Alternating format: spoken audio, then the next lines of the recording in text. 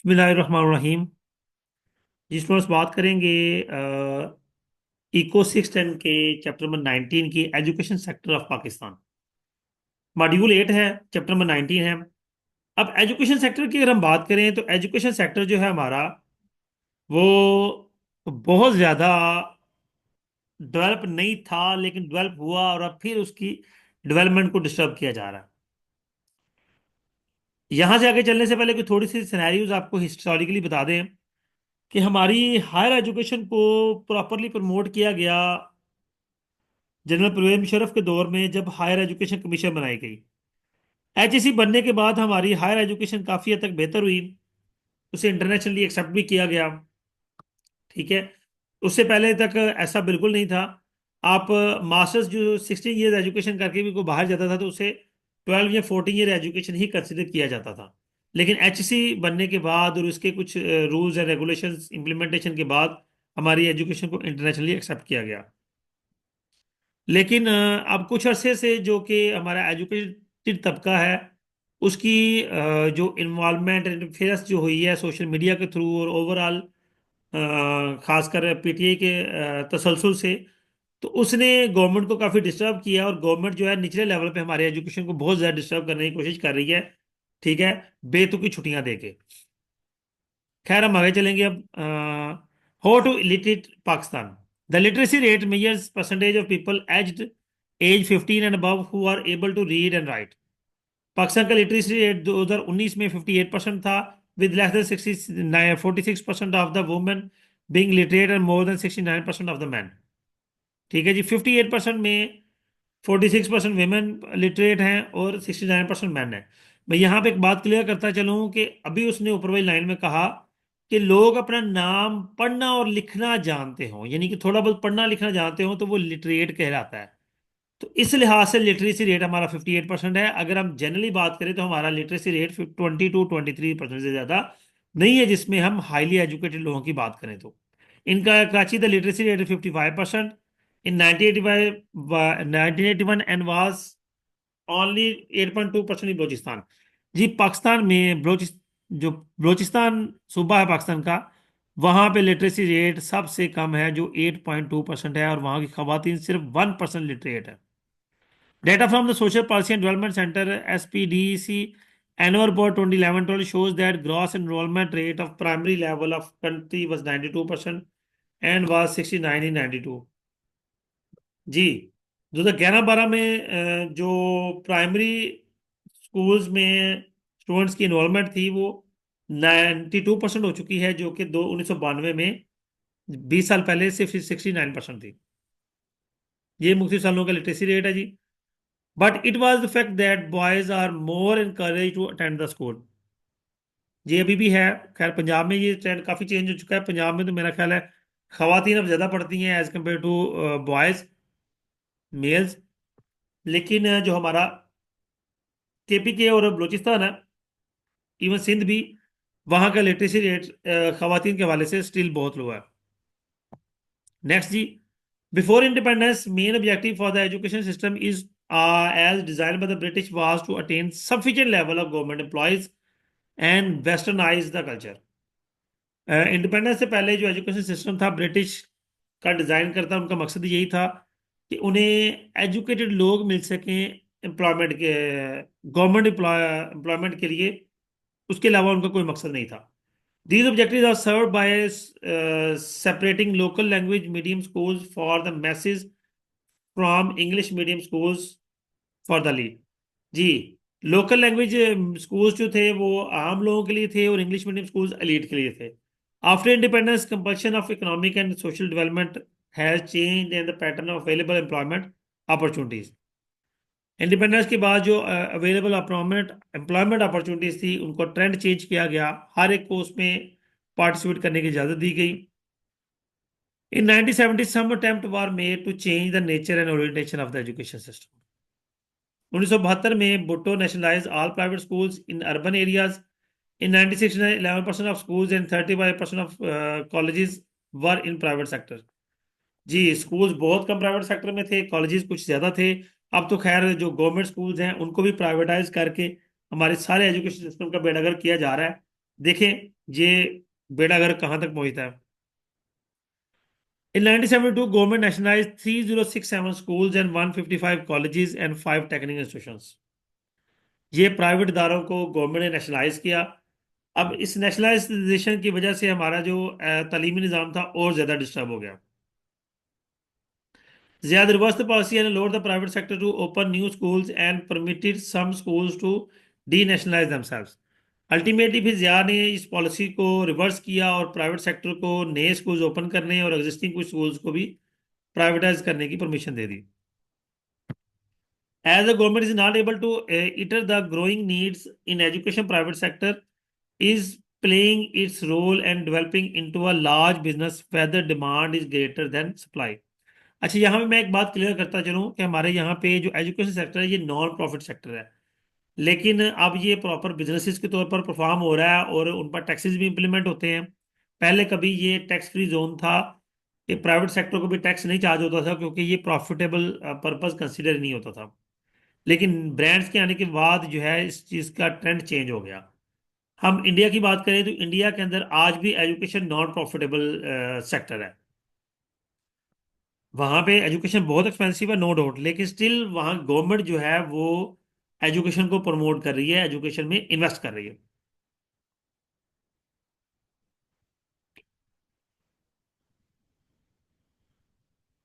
Next है Pakistan has lots of ghost schools. इसका मतलब ये है कि बहुत से स्कूल्स पाकिस्तान के ऐसे हैं जहाँ पे तादाद ना होने के बराबर है। स्कूल बड़े बड़े हैं लेकिन स्टूडेंट्स की तादाद 100 से भी कम है। High drop out ratio are alarming affecting availability of skilled labour. जी, ड्रॉप आउट रेशियो बहुत ज़्यादा है और उसका सबसे बड़ी जो वजह है वो है हमारा जो ये महंगाई, ये सबसे बड़ी वजह है ड्रॉप आउट रेशियो की। खैर, drop out takes place for number of reasons: low economic development, extensive wide spread poverty, existence of child labour, opportunity cost of being school is high, costly reading material. हाँ, ये बहुत बड़ा issue है कि reading material इस वक्त बहुत ज़्यादा कॉस्टली है कि एक बुक्स का सेट लेना है किसी बच्चे के लिए भी, किसी आम स्कूल का भी, तो वो भी 5 से 6 हज़ार का, 7 हज़ार का एक सेट बनता है जो कि एक आम गरीब आदमी के लिए नामुमकिन हो जाता है।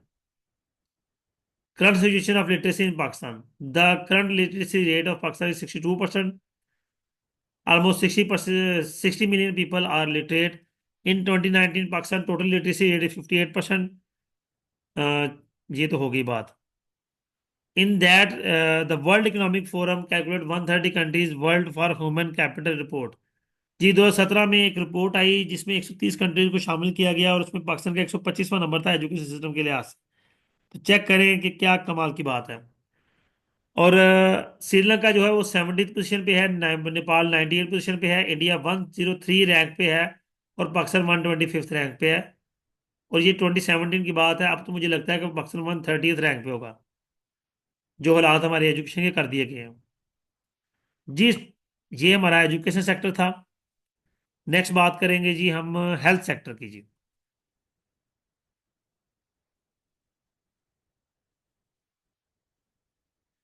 हेल्थ सेक्टर भी कुछ कम नहीं है। हेल्थ सेक्टर को थोड़ा सा सपोर्ट करने की कोशिश की थी।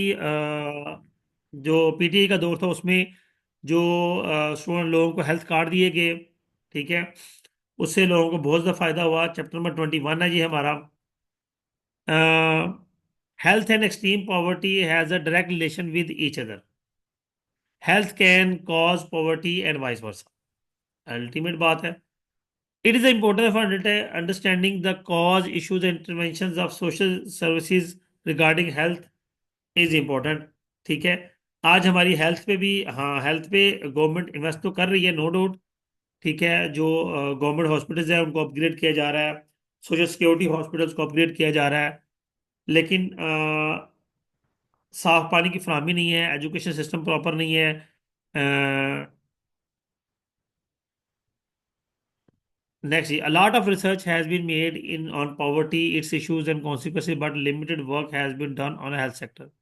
बहुत सी रिसर्चेज पॉवर्टी पे की गई लेकिन हेल्थ सेक्टर पे बहुत कम काम किया गया। हेल्थ सेक्टर पे बहुत ज़्यादा रिसर्च की ज़रूरत है। Health poverty relationship is in disputable, but a lot of corners are unexplored in this context. आज भी आप सिविल हॉस्पिटल्स में चले जाएं, आपको बहुत ज्यादा लोग मिलेंगे जो कि पॉवर्टी भी बेस पर है और वहां पे उनको प्रॉपर ट्रीट भी नहीं किया जाता. Insufficient data is available on health and disease. Data in the social sector of Pakistan is inadequate and poor quality. अब देखें हेल्थ के लिए इन डाटा जो है वो भी इनएफिशिएंट है.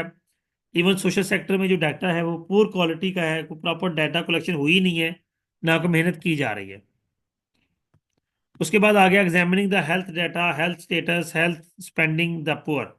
Pakistan health profile is typical for more income countries where poverty related disease abound and malnutrition and maternal risk worsening the situation.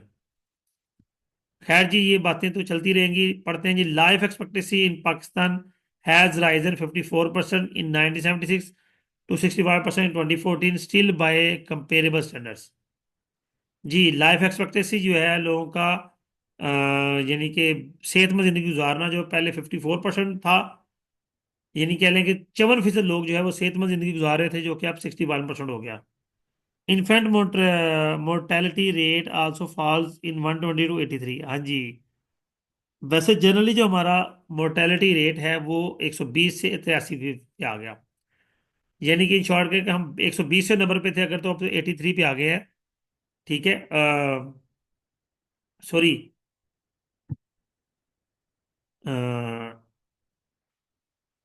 एक मिनट, इसको देखना पड़ेगा. Infant morality mortality.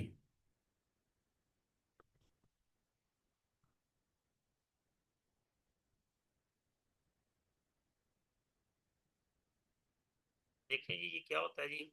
चलते हैं गूगल पर.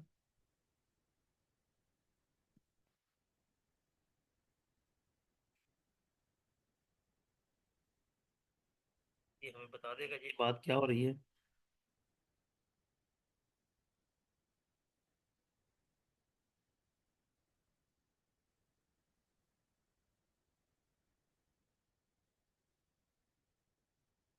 तो नेट को पता नहीं मसला क्या हो जाता है.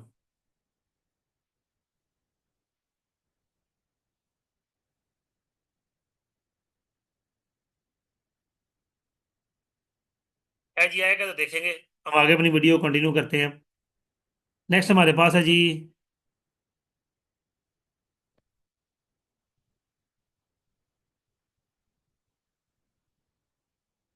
अच्छा, हाँ, सेहत के बारे में बात हो रही है जी. ओके, हो गया जी, प्रीवियस भी क्लियर हो गया. हमारी सेहत का रेट जो है, जो 120, यानी कि फिगर थी, वो 83 पे आ गई. चाइल्ड लेबर जो है 140 to 100, यानी कि 140 में से जो पहले 140 बच्चों का सेहत का रेशो थी वो 100 पे आ गई. 20%, 25% of the children are low birth weight. 24% birth are attended to skilled health professionals. These stats shows poor health profile in Pakistan. Gender discrimination is also a worse condition. जी, जेंडर डिस्क्रिमिनेशन उसने broader बात कर दी, जबकि इसका मतलब ये है कि जो बर्थ से पहले ही पता लगवाना कि फीम लड़की है, तो वो भी एक प्रॉब्लमेटिक वे है. ठीक है, लोग फिर उस पर कई तरह के एक्शन लेते हैं. ये भी एक वर्स्ट सिचुएशन है पाकिस्तान की. खैर जी, नेक्स्ट चैप्टर पे चलेंगे हम. ये चाइल्ड मोर्टेलिटी उसने बात की है. Among children of young adolescents, the risk of dying was highest in first month of life and average rate of 18 death per 1000 lives births. जी, ये उसने बात की है कि ये जो लोगों का जिंदा रहना है, इस पे बात हुई है बेसिकली, बच्चों का, लोगों का. उसके बाद आ गया जी नेक्स्ट नेक्स्ट नेक्स्ट, इसी का ही हिस्सा दूसरा उसने. Who is poor and where to do live. अच्छा, चलें नेशनल हेल्थ पॉलिसी पे बात करते हैं जी.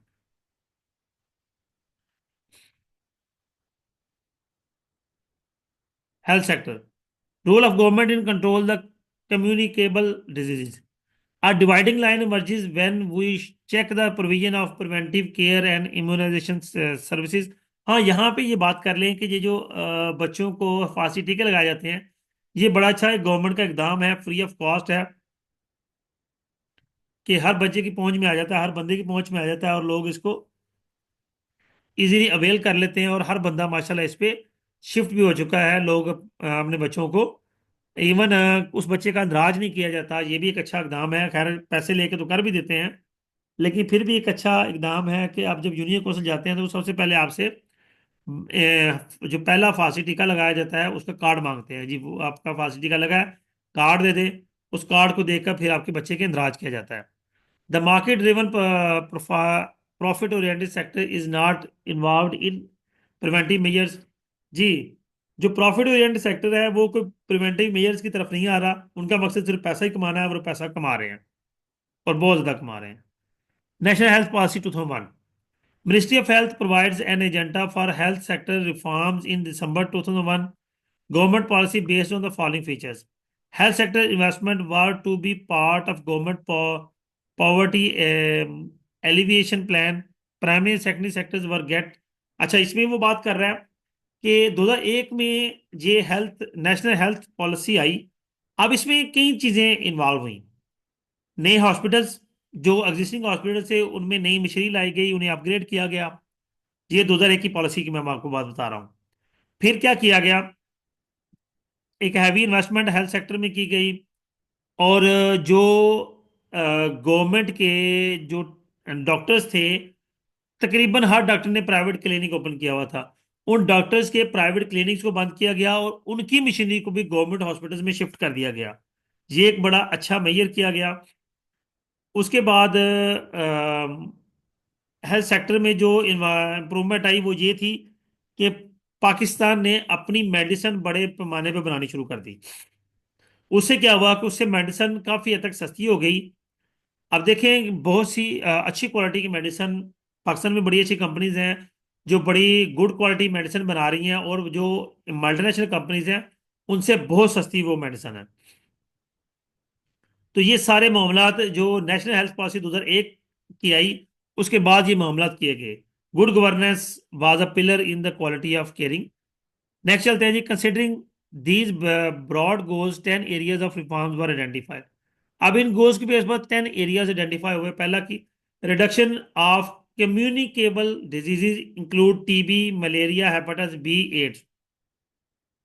टीबी की दवाई फ्री दी जाती थी, अब ये टीबी बहुत कंट्रोल्ड है, वरना उस वक्त टीबी बहुत प्रोमिनेंट मर्ज था पाकिस्तान के अंदर। हेपेटाइटिस बड़ा प्रोमिनेंट था, मलेरिया बहुत ज्यादा था, एड्स बहुत ज्यादा था। अब भी खैर है एड्स तो, लेकिन बाकी तीनों मरीज मर्ज जो हैं, मलेरिया तो बड़ा माइनर मर्ज कंसिडर होता है, ठीक है, वरना उस वक्त मलेरिया से अमवात बहुत ज्यादा हुआ करती थी। To address the deficiencies in primary secondary health care level, trained lady health workers were to be utilized to cover the unserved population। अब trained health lady health workers जो हैं वो यानी कि लेडीज को प्रॉपर ट्रेन किया गया ताकि वो लोगों को खवातीन को अवेयर कर सके। Devolution plan was to be use to improve quality of services and care provided by district health officers at district level. ये भी प्लान्स तो किए गए, लेकिन इस पे इतना ज्यादा इंप्लीमेंट तो नहीं हो सका। हाँ, जो मेजर सिटीज हैं जिस तरह लाहौर है, लाहौर में जितने भी गवर्नमेंट हॉस्पिटल्स हैं वहां पे आपको सर्विसेज बहुत अच्छी मिलेंगी, क्योंकि वहां पे काफी ज्यादा सख्ती है। उसके बाद है जी, to promote gender equality in the health sector, reproductive health services were to be provided to child bearing women to at doorstep. ठीक है जी, जो खवातीन प्रेग्नेंट हैं उनके डोर स्टेप से मुराद उनके करीब करीब ये मराकज कायम किए गए, जिस तरह फास्टी ठीक हो के मराकज हैं, ठीक है। उसके बाद ये जचकी की जो मराकज हैं वो करीब करीब डेवलप किए गए ताकि लोगों के लिए आसानी हो। Nutrition supplements were to be provided to target population. Greater link between teaching hospitals and district level health facilities were enhanced. जी, बहुत से हॉस्पिटल्स टीचिंग हॉस्पिटल्स बनाए गए। अब देखें, तकरीबन हर सिटी में इस वक्त टीचिंग हॉस्पिटल मौजूद है, जो जिससे लोग फायदा उठा रहे हैं। Greater awareness was to be created among public regarding public health issues. Pharmaceutical sector was to be improved for better quality of affordable drugs। ये देखिए, ये बात मैंने आपको स्टार्ट में बताई कि फार्मास्यूटिकल सेक्टर को प्रमोट किया गया, उसको इम्प्रूव किया गया, ठीक है। इवन इवन फार्मास्यूटिकल में गवर्नमेंट ने इन्वेस्ट किया ताकि ये सेक्टर बेहतर हो और लोगों को सस्ती मेडिसिन मिल सके। अब तो खैर फिर बहुत ज़्यादा हालात ख़राब हुए हुए हैं कि हर वीक ही मेडिसिन की प्राइसेस इंक्रीज हो रही हैं। अल्लाह खैर ही करे। Health policy target each area of 10 years focus. In May 2003, Ministry of Health published its progress on agenda. Vaccines have been received, lady health workers trained, uh, contraceptive distributed. ये तो अब आम है। तब ये चीज़ें प्रोमिनेंट थी। ठीक है, अब ये चीज़ें सारी आम है, लेडी हेल्थ वर्कर्स मौजूद हैं। ठीक है, वैक्सीन्स मराकज़ करीब करीब बने हुए हैं और वहाँ पे प्रॉपरली स्टाफ अवेलेबल है, जो कि फांसी टीके खवातीन को भी बच्चों को भी, ठीक है, लगाए जाते हैं। नेक्स्ट चलेंगे।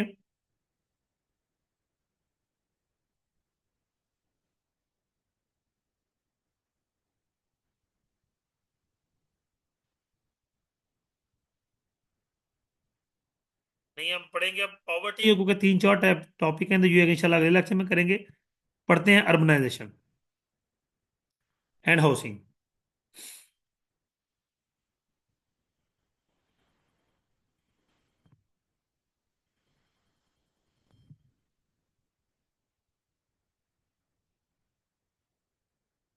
जी, urbanization, urbanization and housing in 66 years there were. अब इस 66 ईयर्स का मतलब ये है कि आप काउंट कर लें कि 1947 से 2013 तक है। ये जो स्लाइड्स बनी हुई हैं, ये 2013 14 की बनी हुई हैं। इन 66 years there was a considerable growth in urban population. In 1951, at the time first census, 17.6% of people were lived in urban areas, and just whereas in 1981 this had increased to 28% and 1998 32%।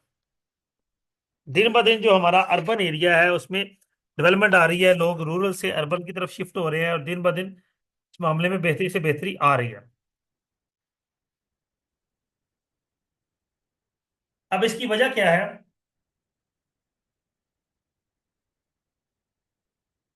Urban population growth results of three factors, तीन reasons है। एक तो population increase होने थे, rural areas are not transform into urban areas. Rural areas जो हैं वो urban areas में ट्रांसफॉर्म हो रहे हैं।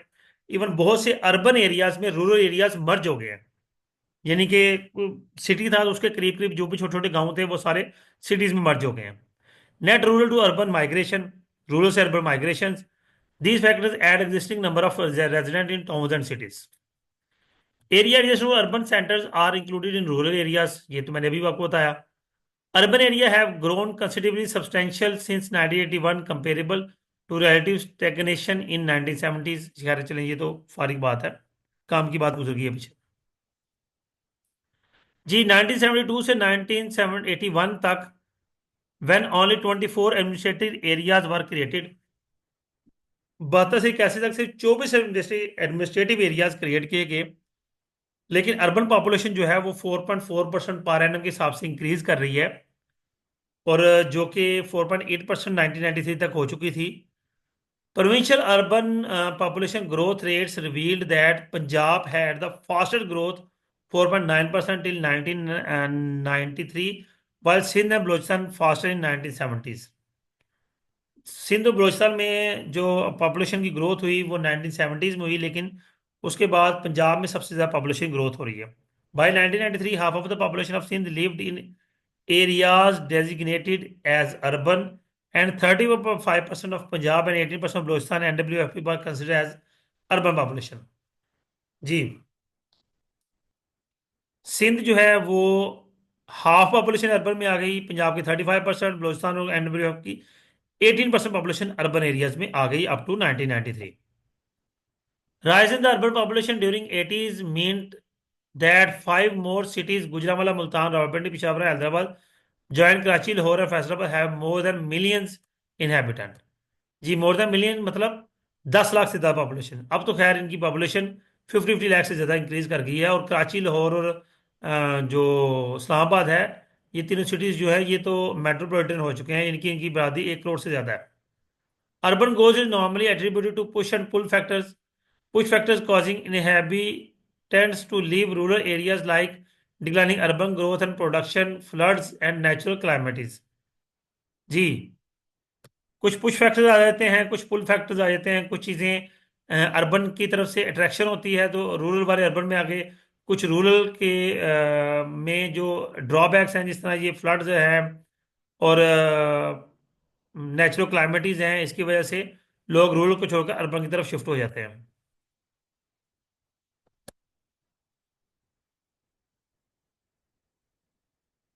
अब देखें ना, पुल फैक्टर्स में क्या है, schooling, wealth, better health facilities, culture, ये सारी चीजें पुल फैक्टर में कंसिडर आएंगी कि शहर जो है वो खींच रहा है गाँव के लोगों को।